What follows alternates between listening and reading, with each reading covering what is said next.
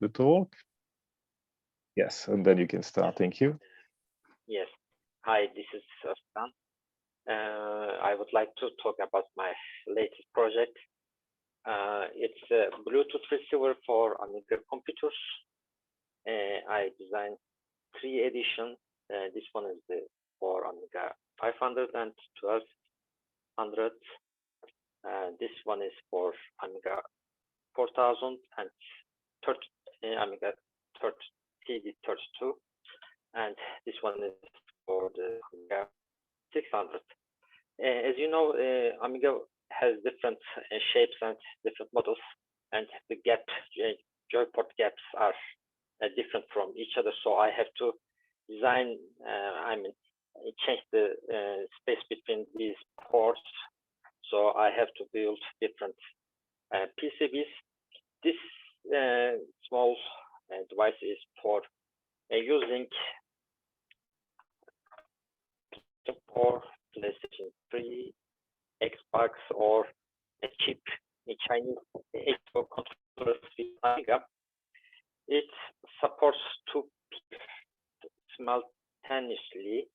It has a mouse port for pass-through port. It doesn't require any power source. You can direct plug it to Amiga. You don't have to need any driver. The range is up to 5 meters, so it's very, you can play far from your computer. What else I can say? Amiga hasn't official joysticks, so people don't have the old joysticks are broken or need some repair. So when you plug this, you can use your PlayStation controllers with Amiga. On the PCB, if you can see, there are two LEDs and buttons. This one is the red one is for the power. This one is this white one. It's actually a blue LED. It's for indicator, so you can see if the controller and the receiver are connected. And when you plug it, it's automatically wait the joypad to pair or connect. If you pair before the joypad and the receiver, it has a switch. So when you put it in toggle switch, when you put it to the right, you can use the mouse, and when you toggle to the left, it blocks the mouse, and the second player is enabled for playing. So the mouse is not interrupt the game. Actually, if you have any question, I would like to answer.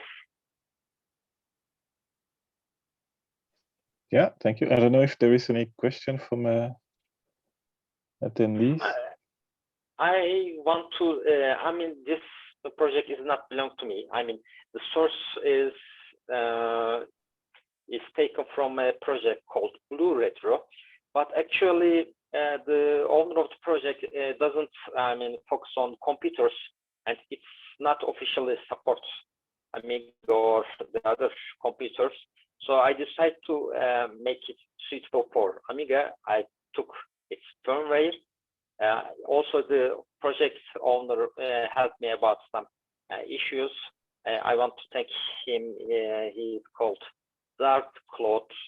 You can find his web GitHub page, and also you can reach from the Discord channel. Also, this device has a unique software update, because it has Wi-Fi enabled. So when you can use your computer to update firmware or mapping a joypad, like adding out of fire any buttons, or change the switching the mapping of the buttons as well. It's a very good device. Also, it supports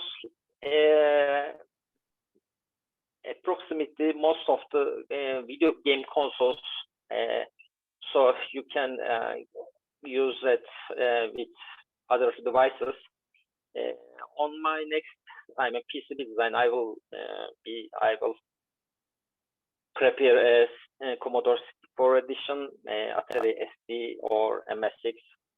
So you know that it's the classic design port. So it's a very general computer ports that use in the computers in the 80s, 90s. So do you have any question? I would like to answer.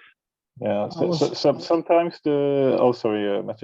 sometimes the audio is not really good. I don't know if it's just on my side, but it was okay to follow what you mentioned.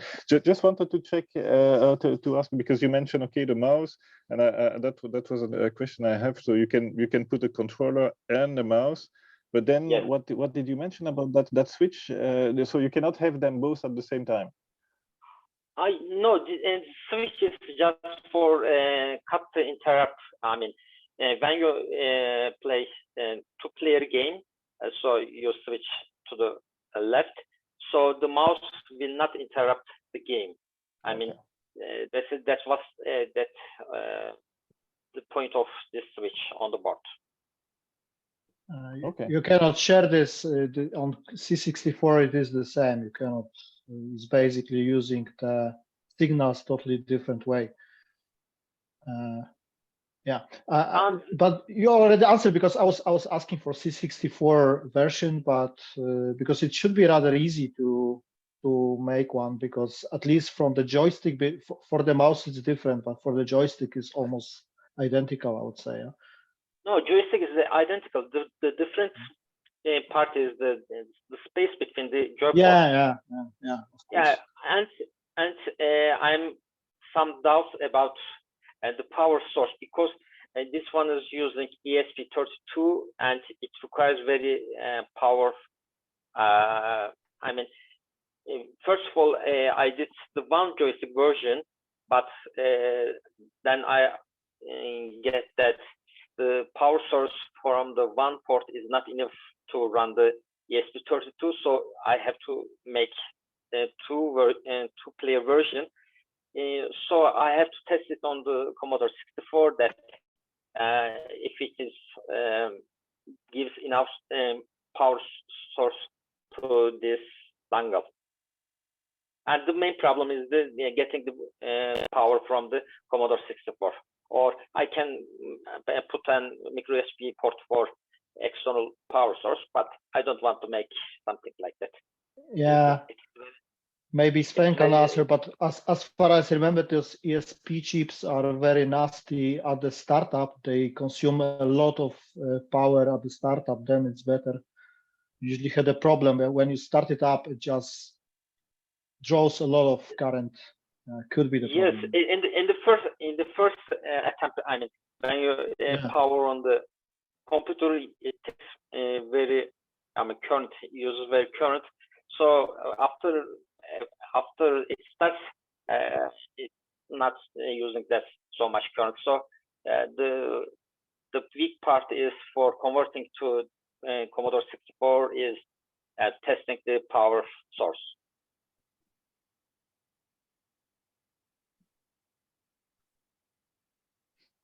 Good. I refreshed the page on Facebook, but I don't see any comments or any questions in the comments. Do we have any more questions here?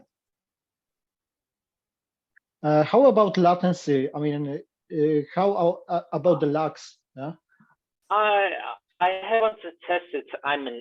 Tested with software or camera, but I haven't seen any lag. I mean, of course, there's a lag when you are using a wireless controller. I mean, I tested about a month on my Amiga, and everything works fine. I mean, there is no, like playing online games. I mean, it's reasonable, like I think. Good. Thank you. Okay. If no more questions, yeah. Thanks a lot, Ozkan. Thanks a lot. I will stop the recording now.